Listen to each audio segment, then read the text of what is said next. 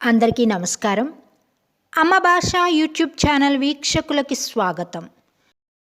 ఈరోజు మనం 9వ తరగతి తెలుగు వాచకం పద్య భాగంలోని జంధ్యాల పాపయ్య శాస్త్రి గారు రచించినటువంటి తీర్పు అనే పాఠ్యాంశంలో 12వ పద్యం నుండి తెలుసుకుందాం.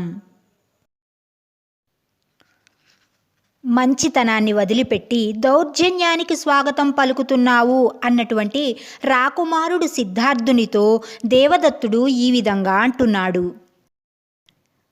12వ పద్యం తేటగీతి.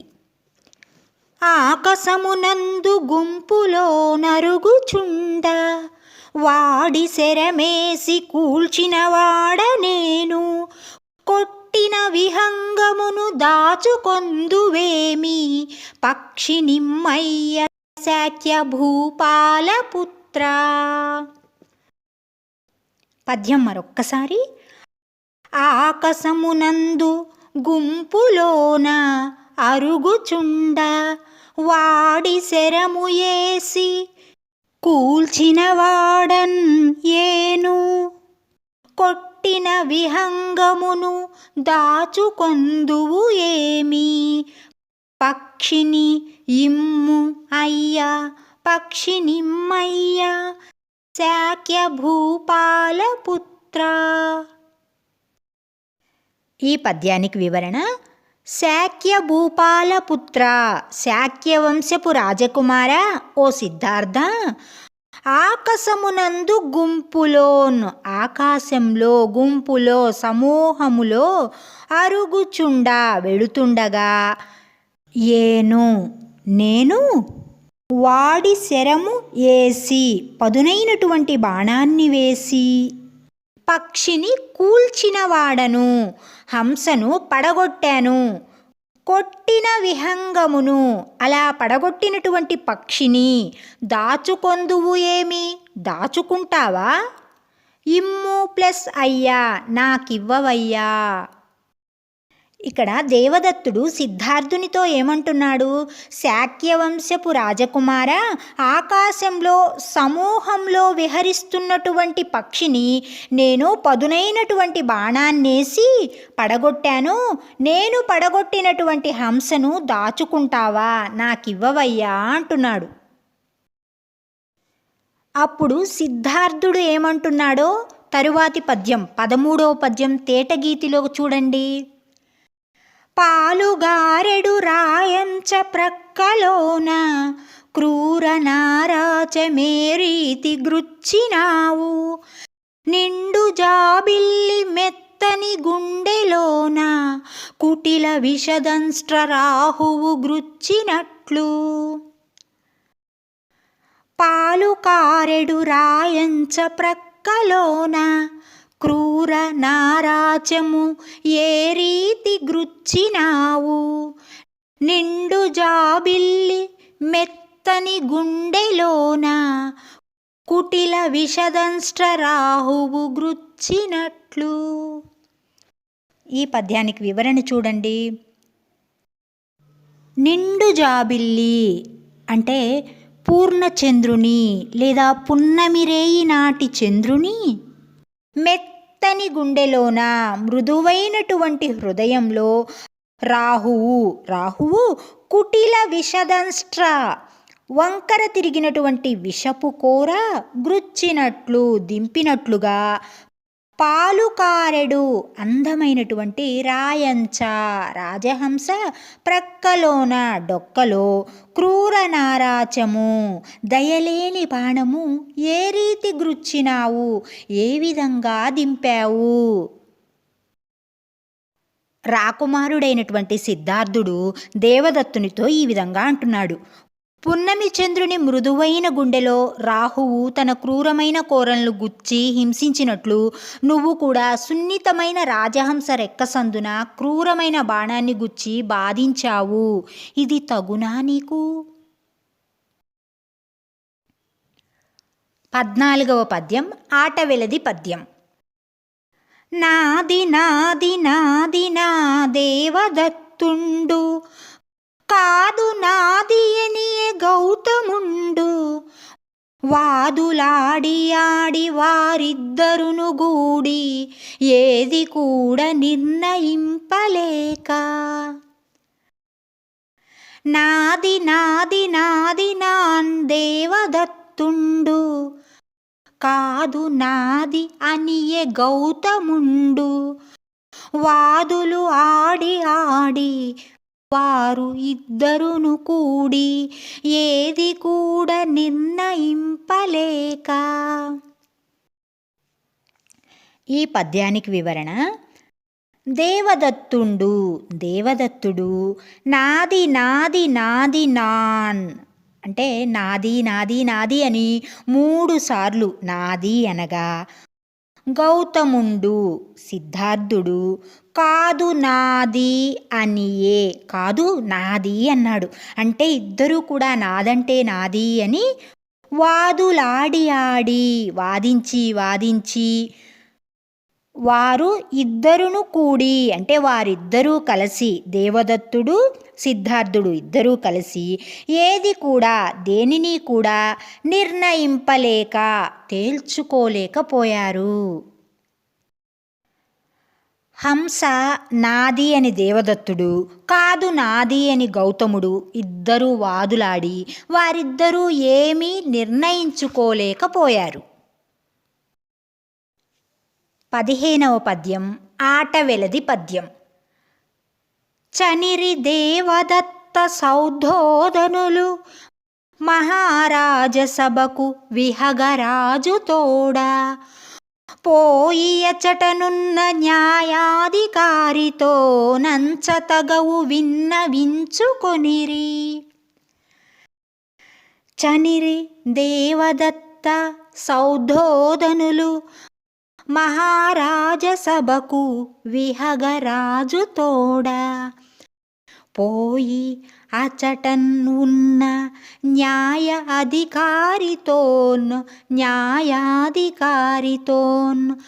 అంచతగవు విన్నవించుకొనిరి. వివరణ: దేవదత్త సౌధోదనులు అంటే దేవదత్తుడు, శుద్ధోదనుని కొడుకైనటువంటి సిద్ధార్థుడు ఇద్దరూ కూడా విహగరాజుతోడా హంసతో మహారాజ సభకు చనిరి మహారాజు యొక్క సభకు వెళ్ళారు. వెళ్ళి అంటే ఆ సభకు వెళ్ళి అచ్చటన్ ఉన్న అక్కడే ఉన్నటువంటి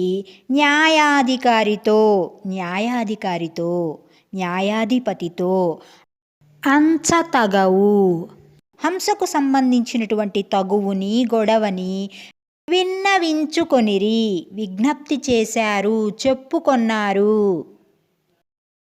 దీని భావం: గౌతమ దేవదత్తులిద్దరూ హంసను తీసుకుని శుద్ధోదన మహారాజు సభకు వెళ్ళారు.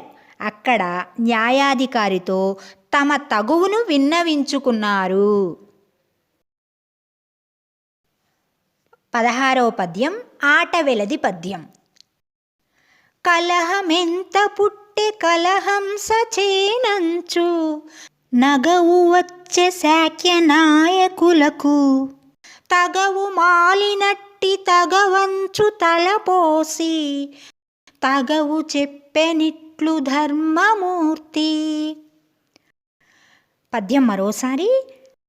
కలహము ఎంత పుట్టే కలహంస చేన్ అంచు నగవు వచ్చే శాక్య నాయకులకు తగవు మాలిన అట్టి తగవు అంచు తలపోసి తగవు చెప్పెను ఇట్లు ధర్మమూర్తి. వివరణ: శాక్య నాయకులకు శాక్యవంశపు రాకుమారులకు కలహంస చేన్ రాజహంస కారణంగా కలహము ఎంత పుట్టే ఎంత గొడవ కలిగింది ఎంత గొడవ వచ్చింది అంచు అని ధర్మమూర్తి న్యాయమూర్తికి నగవు వచ్చే నవ్వు వచ్చింది. తగవు మాలినట్టి తగవు అంచు ఇది పనిలేక వచ్చినట్టి గొడవ అంటూ అంటే తగవులాడవలసినటువంటి విషయం కాదు అంటూ తలపోసి ఆలోచించి ఇట్లు తగవు చెప్పెను. ఈ విధంగా పరిష్కారం చెప్పాడు. దీని భావం, శాక్యవంశ రాజకుమారులకు హంస కారణంగా తగవు వచ్చిందని న్యాయాధికారి నవ్వుకున్నాడు. ఇది తగవులాడవలసిన విషయం కాదు అని చెప్పాడు. 17వ పద్యం తేటగీతి పద్యం. బాణహతి చేత ప్రాణమ్ము బాసెనేని దేవదత్త కుమారునిదే ఖగమ్ము ప్రాణదానమ్ము సలిపి కాపాడు కథన రాజపుత్రునిదయ్యని రాజహంస. బాణహతి చేత ప్రాణమ్ము పాసెనేని దేవదత్త కుమారునిదే ఖగమ్ము ప్రాణదానమ్ము సలిపి కాపాడు కథన రాజపుత్రునిది అయ్యెను ఈ రాజహంస. ఈ పద్యానికి వివరణ. ఖగమ్ము పక్షి, బాణహతి చేత బాణపు దెబ్బ చేత, ప్రాణమ్ము పాసెను ఏని ప్రాణమ్ము బాసనేని ప్రాణాన్ని విడిచినట్లయితే, దేవదత్త కుమారునిదే దేవదత్తునిదే అంటే దేవదత్తుని యొక్క బాణపు దెబ్బ చేత ఆ రాజహంస ప్రాణం పోయినట్లయితే అది దేవదత్తునికి చెంది ఉండేది. ఈ రాజహంస ప్రాణమ్ము సలిపి ప్రాణదానము చేసి కాపాడు కథన కాపాడడం వలన రాజపుత్రునిది అయ్యెను రాజకుమారుడైనటువంటి సిద్ధార్థునిది అయ్యింది. న్యాయాధికారి వారితో, బాణం దెబ్బకు ప్రాణాలు పోయి ఉంటే ఈ హంస దేవదత్తునికి చెందుండేది, కానీ ప్రాణదానం చేసి రక్షించాడు కాబట్టి ఈ హంస గౌతమునికి చెందుతుంది అన్నాడు. 18వ పద్యం ఉత్పలమాల పద్యం. ఈయది శాస్త్రధర్మముక ఇంత సహించిన లోకధర్మమింతేయగునంచు నొక్కి వచించి పదంపడి ధర్మమూర్తి లజ్ఞాయుతు దేవదత్తునొకసారి కనుంగుని మందహాసముంజేయుచు రాజహంసమును జేర్చి సభాంతర రత్నపీఠికన్. పద్యం మరొక్కసారి. ఈ అది శాస్త్రధర్మము ఒక ఇంత సహించిన లోకధర్మము ఇంతే అగును అంచు నొక్కి వచించి పదంపడి ధర్మమూర్తి ఇలా అజ్ఞాయుతు దేవదత్తుని ఒకసారి కనుంగొని మందహాసమున్ చేయుచు రాజహంసమును చేర్చి సభాంతర రత్నపీఠికన్. ఈ పద్యానికి వివరణ. ధర్మమూర్తి న్యాయాధికారి, న్యాయమూర్తి. ఈ అది అంటే ఇది నేను చెప్పినది శాస్త్రధర్మము, శాస్త్రాలు పేర్కొన్న ధర్మమే. ఒక ఇంత సహించిన అంటే కొద్దిగా సహనం వహిస్తే, లోకధర్మం లోకంలోని ధర్మం కూడా ఇంతే అగును ఇదే అవుతుంది అంచు అంటూ నొక్కి వచించి గట్టిగా చెప్పి, పదం పడి తర్వాత ఇలా అజ్ఞాయుతుడై అంటే ఇక్కడ తెలివి మాలినతనంతో ఉన్నటువంటి లేదా ఏది ధర్మమో తెలియనటువంటి దేవదత్తుణ్ణి ఒకసారి కనుంగొని ఒకసారి చూసి మందహాసమున్ చేయుచు చిరునవ్వును చిందిస్తూ అంటే నవ్వుతూ సభాంతర రత్నపీఠికన్ సభలోని రత్నపీఠం మీద రాజహంసమును చేర్చి రాజహంసను ఉంచి ఈ పద్యానికి భావం: ఇది శాస్త్రధర్మము, లోకధర్మం కూడా ఇదే అని ధర్మమూర్తి పలికి దేవదత్తుని వైపు చూసి చిరునవ్వు నవ్వాడు. హంసను సభా మధ్యంలో ఉన్నటువంటి ఒక రత్నపీఠికపై ఉంచాడు. సభా మధ్యలో రత్నపీఠం మీద హంసను ఉంచి ఏం చెప్పాడు న్యాయాధికారి అనేది 19వ పద్యం చెంపకమాల పద్యంలో చూద్దాం. పలికెను దేవదత్త నరపాల కుమారుల జూచి, రెండిటన్ నిలువుడొకింత దూరమున నిల్చి కరమ్ములు సాచి, హంసమున్ బిలువుడు వేరు వేరుగను మీరలదెవ్వరిదైన వ్రాలు, వారల కరసార సమ్ముల మరాళము న్యాయము దేలు దానితోన్. పద్యం మరొక్కసారి. పలికెను దేవదత్త నరపాల కుమారులన్ చూచి, రండి ఇటన్ నిలువుడు ఒకంత దూరమున నిల్చి కరమ్ములు చాచి, హంసమున్ పిలువుడు వేరు వేరుగను మీరలు అది ఎవ్వరిదైన వ్రాలు, వారల కరసార సమ్ముల మరాళము న్యాయము తేలు దానితోన్. ఈ పద్యానికి వివరణ చూడండి. దేవదత్త నరపాల కుమారులన్ అంటే దేవదత్తుణ్ణి, రాజకుమారుడైనటువంటి సిద్ధార్థుని ఇద్దరిని చూసి రండి రండి ఇటన్ ఇక్కడే ఒకంత దూరమున్ అంటే కొద్దిగా దూరంలో నిలువుడు నిలబడండి, నిల్చి అంటే ఒకంత దూరంలో నిలబడి, కరమ్ములు చాచి చేతులు చాపి, హంసమున్ హంసను మీరలు అంటే మీరిద్దరూ వేరు వేరుగను పిలువుడు విడివిడిగా పిలవండి, అది ఆ హంస ఆ రాజహంస ఎవ్వరిదైనా అంటే ఎవరిదైతే వారల వారి యొక్క కరసార సమ్ముల చేతులు అనేటి పద్మాలపై మరాళము హంస వ్రాలు వాలుతుంది, దానితోను దాని వలన న్యాయము తేలుతుంది అని పలికెను అన్నాడు.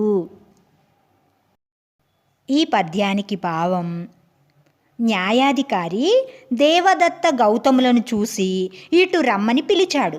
హంసకు కొద్ది దూరంలో నిలబడి ఒక్కొక్కరుగా వచ్చి చేతులు చాచి హంసను పిలవండి, అది ఎవరి చేతుల మీద వాలితే వారిదవుతుంది, దీనితో న్యాయం తేలిపోతుంది అన్నాడు. 20వ పద్యం ఉత్పలమాల పద్యం. అంతట ప్రాడ్వివాకవరులాడిన మాటకు దేవదత్తుడత్యంతము సంతసించి, కలహంసమునుంచిన రత్నపీఠికల్లంతన నిల్చి పిల్చే, ఖగమా ఇటురా ఇటురా ఎటంచు విభ్రాంత మనమ్ముతో కటుకరమ్ములతో చెటుల స్వరమ్ముతో. పద్యం మరోమారు. అంతటా ప్రాడ్వివాకవరులు ఆడిన మాటకు దేవదత్తుడు అత్యంతము సంతసించి, కలహంసమును ఉంచిన రత్నపీఠికి అల్లంతన నిల్చి పిల్చే, ఖగమా ఇటురా ఇటురా అటంచు విభ్రాంత మనమ్ముతో కటుకరమ్ములతో చెటుల స్వరమ్ముతో. దేవదత్తుడు ఆ పక్షిని ఏ విధంగా పిలిచాడో ఈ పద్యంలో వివరిస్తున్నారు కవి. అంతటా అప్పుడు ప్రాడ్వివాకవరులు అంటే న్యాయాధికారులు ఆడిన మాటకు అన్న మాటలకు దేవదత్తుడు అత్యంతము సంతసించి, చాలా సంతోషించి, మిక్కిలి ఆనందించి కలహంసమును ఉంచిన రత్నపీఠికి, అంటే రాజహంసను పెట్టినటువంటి రత్నపీఠమునకు అల్లంతన కొద్ది దూరంలో నిలబడి విభ్రాంత మనమ్ముతో, చలించినటువంటి మనస్సుతో, కటుకరమ్ములతో, కరకు చేతులతో, చెట్టుల స్వరమ్ముతో, గట్టిదైనటువంటి కఠినమైనటువంటి గొంతుతో, ఖగమా పక్షి ఇటురా ఇటురా అంటే ఇలారా ఇలారా, అటంచు పిల్చే అంటూ పిలిచాడు. భావం: న్యాయాధికారుల యొక్క మాటలకు దేవదత్తుడు సంతోషించాడు. హంసను ఉంచినటువంటి రత్నపీఠం వద్దకు చేరుకొని కరకు చేతులతో, గట్టి స్వరంతో, భ్రమించినటువంటి మనస్సుతో ఖగమా ఇటురా ఇటురా అని గంభీరంగా పిలిచాడు. 21వ పద్యం ఉత్పలమాల పద్యం. అతని రూపుగాంచి భయమందెనో, టక్కరి చూపుగాంచి ఏ భీతిలెనో, కరానగనిపించు ధనుస్సునకున్ మనస్సులో గాతర భావముంగనెనో గాని, నృశంసు స్పృశింపబోని సంగీతము భంగి, వెన్క కొదిగెన్ కలహంసము కుంచితాంసమై. పద్యం మరోమారు. అతని రూపున్ కాంచి భయము అందెనో, టక్కరి చూపు కాంచి ఏ భీతిలెనో, కరాన కనిపించు ధనుస్సునకున్ మనస్సులో కాతర భావమున్ కనెనో కాని, నృశంసు స్పృశింపబోని సంగీతము భంగి, వెన్కకు ఒదిగెన్ కలహంసము కుంచితాంసమై. వివరణ: అతని రూపున్ కాంచి అంటే అతని రూపాన్ని చూసి, దేవదత్తుని యొక్క ఆకారాన్ని చూసి భయమందెనో భయపడెనో, టక్కరి చూపున్ కాంచియే దొంగ చూపులను, మోసపూరితమైనటువంటి చూపులను చూసి భీతిలెనో భయపడెనో, కరాన కనిపించు చేతిలో కనిపిస్తున్నటువంటి ధనుస్సునకున్ విల్లుకు మనస్సులో తన మనస్సులో కాతర భావమున్ కనెనో కాని పిరికితనాన్ని పొందెనో కాని, నృశంసు అంటే దుష్టుని, రసహీనుని, స్పృశింపన్ పోని తాకడానికి ప్రయత్నించని, సంగీతము భంగి సంగీతంలా, కలహంసము రాజహంస, కుంచితాంసమై అంటే ముడుచుకొనిన భుజాగ్రము కలదై, వెనుకకు ఒదిగెన్ వెనుకకు ముడుచుకుపోయింది, వెనుకకు ఒదిగిపోయింది. దీని భావం: దేవదత్తుని రూపాన్ని చూచో, మోసపు చూపులు చూసో, అతని చేతిలో ఉన్నటువంటి ధనస్సును చూచో మనస్సులో భయం కలిగిందేమో గాని, దుష్టుని హృదయాన్ని తాకలేని సంగీతంలాగా హంస వెనక్కు తగ్గి కుంగిపోయింది. 22వ పద్యం ఆటవెలది పద్యం. చెల్లిరావే మంచి మల్లిరావే, కల్పవల్లిరావే పాలవెల్లిరావే, చిక్కదనములీను చక్కదనాల జాబిల్లిరావే, అంచతల్లిరావే. సిద్ధార్థుడు హంసను ఎంత ప్రేమగా పిలుస్తున్నాడో మరోమారు వినండి.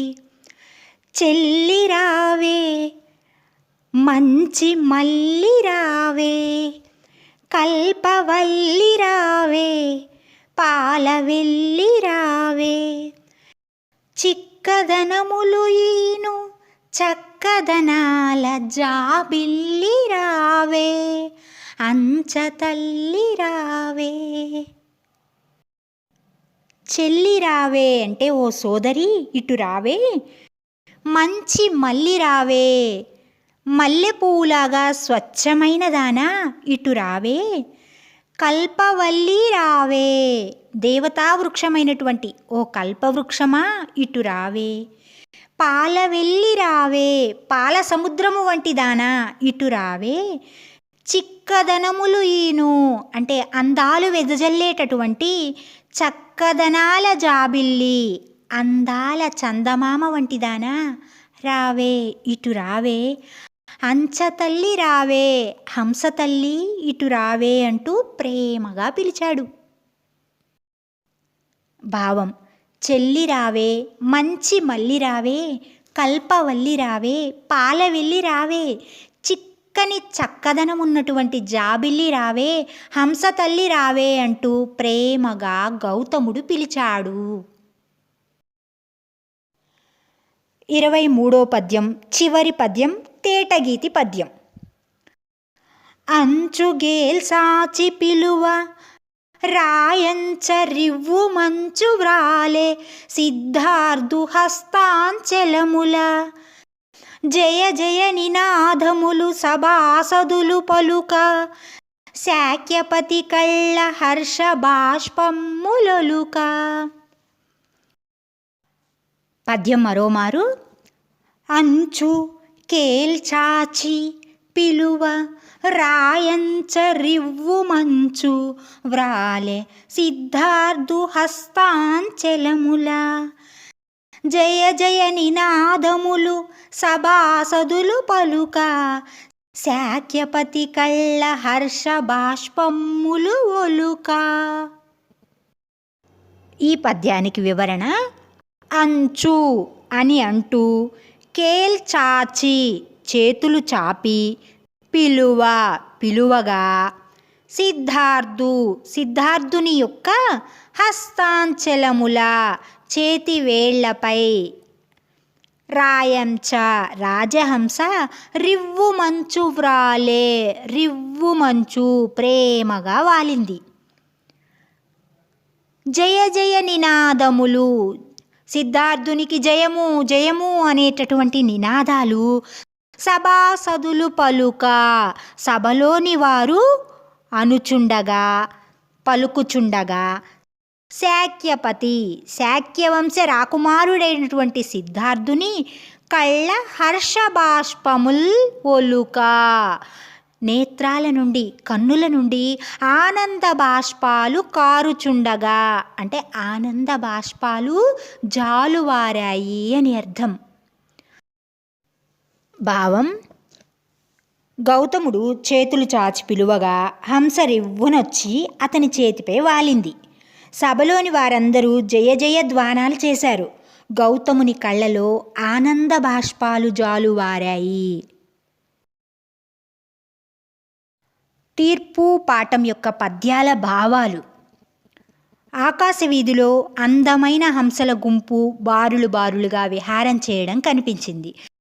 అవి మహాకవి ఆలోచనలు అనే ఆకాశవీధిలో గొప్ప రసార్ద్ర భావంతో సంచారం చేస్తున్నటువంటి సరస్వతీదేవి పాదాల సవ్వడిలా విలాసంగా ప్రకాశిస్తూ ఉన్నాయి. విశాలమైన ఆకాశం కొత్త చిగురాకు అందాలను సంతరించుకుంది.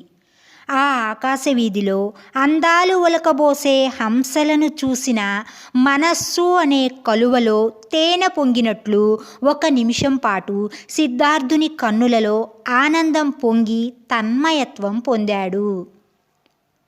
దేవదత్తుడు ఆకాశంలో సంచరించే హంసల గుంపును చూశాడు. అతడి మనసులో హింసా ప్రవృత్తి పొటమరించింది.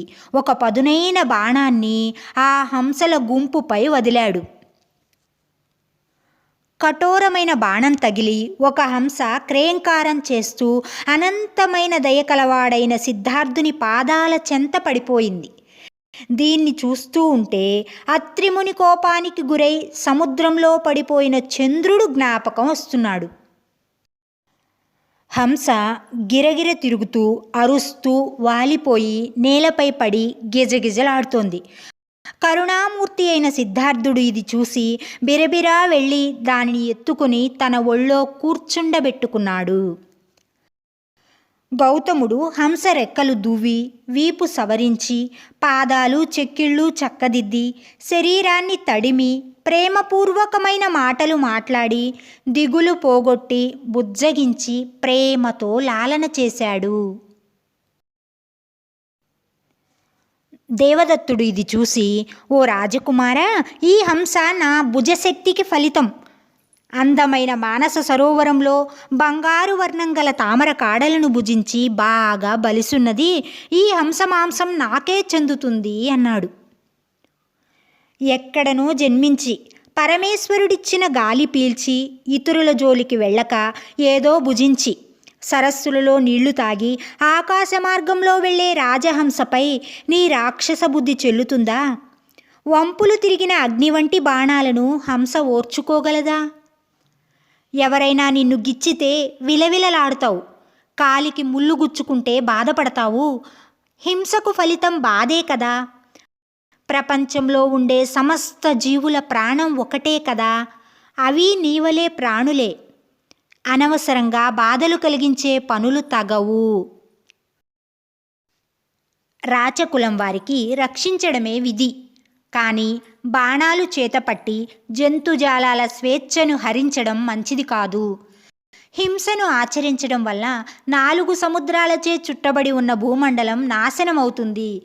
క్షత్రియ ధర్మానికి విరుద్ధంగా వ్యవహరిస్తున్నావు. మానవత్వాన్ని కాలదన్ని రాక్షసత్వాన్ని తలకెత్తుకున్నావు. మంచితనాన్ని వదిలిపెట్టి దౌర్జన్యానికి స్వాగతం పలుకుతున్నావు. ఆకాశంలో గుంపులో వెళుతున్న హంసను బాణంతో కూల్చినాను. ఓ రాజపుత్ర, నేను కూల్చిన హంసను దాస్తావెందుకు? నా పక్షిని నాకు ఇవ్వు. పున్నమి చంద్రుని మృదువైన గుండెలో రాహువు తన క్రూరమైన కోరలను గుచ్చి హింసించినట్లు నువ్వు కూడా సున్నితమైన రాజహంస రెక్క సందున క్రూరమైన బాణాన్ని గుచ్చి బాధించావు. ఇది తగునా నీకు? హంస నాది అని దేవదత్తుడు, కాదు నాది అని గౌతముడు వాదులాడి వారిద్దరూ ఏమీ నిర్ణయించుకోలేకపోయారు. గౌతమ దేవదత్తులిద్దరూ హంసను తీసుకుని శుద్ధోదన మహారాజు సభకు వెళ్ళారు. అక్కడ న్యాయాధికారితో తమ తగవును విన్నవించుకున్నారు. శాక్యవంశ రాజకుమారులకు హంస కారణంగా తగవు వచ్చిందని న్యాయాధికారి నవ్వుకున్నాడు. ఇది తగవులాడవలసిన విషయం కాదని చెప్పాడు. బాణం దెబ్బకు ప్రాణాలు పోయి ఉంటే ఈ హంస దేవదత్తునికి చెంది ఉండేది. కానీ ప్రాణదానం చేసి రక్షించినాడు కాబట్టి హంస గౌతమునికి చెందుతుంది. ఇది శాస్త్రధర్మము, లోకధర్మం కూడా ఇదే అని ధర్మమూర్తి పలికి దేవదత్తుని వైపు చూచి చిరునవ్వు నవ్వాడు. హంసను సభా మధ్యంలో ఉన్న ఒక రత్నపీఠికపై ఉంచాడు. దేవదత్త గౌతములను చూచి ఇటు రమ్మని పిలిచాడు. హంసకు కొద్ది దూరంలో నిలబడి ఒక్కొక్కరుగా వచ్చి చేతులు చాచి హంసను పిలవండి, అది ఎవరి చేతుల మీద వాలితే వారిదవుతుంది, దీనితో న్యాయం తేలిపోతుంది అన్నాడు. న్యాయాధికారుల మాటలకు దేవదత్తుడు సంతసించాడు. హంసను ఉంచిన రత్నపీఠం వద్దకు చేరుకొని కరుకు చేతులతో గట్టి స్వరంతో భ్రమించిన మనస్సుతో ఖగమా ఇటురా ఇటురా అని గంభీరంగా పిలిచాడు. దేవదత్తుని రూపాన్ని చూచో, మోసపు చూపులు చూచో, అతని చేతిలో ఉన్న ధనుస్సును చూచో మనస్సులో భయం కలిగిందేమో గాని దుష్టుని హృదయాన్ని తాకలేని సంగీతంలాగా హంస వెనక్కు తగ్గి కుంగిపోయింది. చెల్లి రావే, మంచి మల్లి రావే, కల్పవల్లి రావే, పాలవెల్లి రావే, చిక్కని చక్కదనమున్న జాబిల్లి రావే, హంస తల్లి రావే అంటూ ప్రేమగా గౌతముడు పిలిచాడు. గౌతముడు చేతులు చాచి పిలువగా హంస రివ్వున వచ్చి అతని చేతిపై వాలింది. సభలోని వారందరూ జయ జయ ధ్వానాలు చేశారు. గౌతముని కళ్ళలో ఆనంద బాష్పాలు జాలువారాయి.